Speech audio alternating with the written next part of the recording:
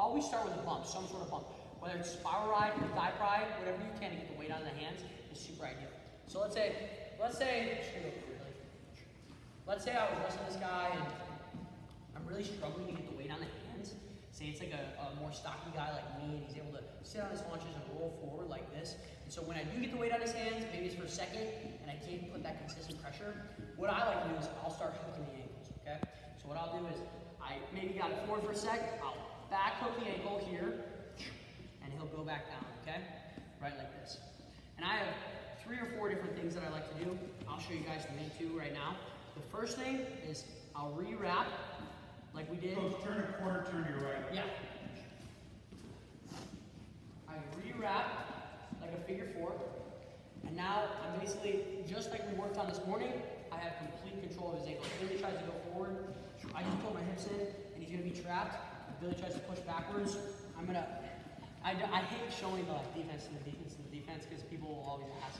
Watch his left toe. I scoot back, so as he pushes back into me, I'll scoot it back like this. And just really what I'm doing is just another way of extending his body out. You guys see this?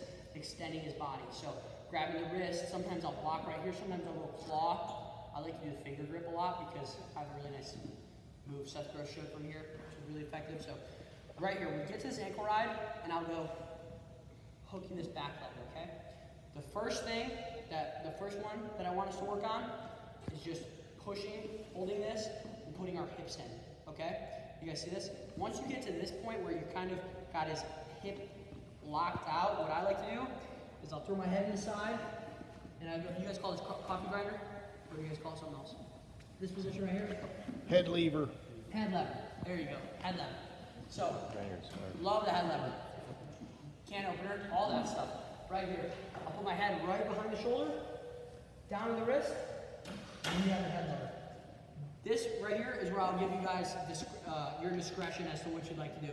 If you want, and you're really good here, you can unlock the ankle and just run this, okay? Me personally, I like keeping this ankle locked. So what I like to do is I'll keep this head lever and I'll pull it down and keep the ankle, because I go to some other stuff with this ankle as well. And I also, in college, I had the option of bow and arrow, so I like to keep this as long as I can, okay? Right here, one more time, and then I'll show you guys the other stuff. Ankle ride, right here. I've got my pressure. I almost like to do that thing that we just worked on.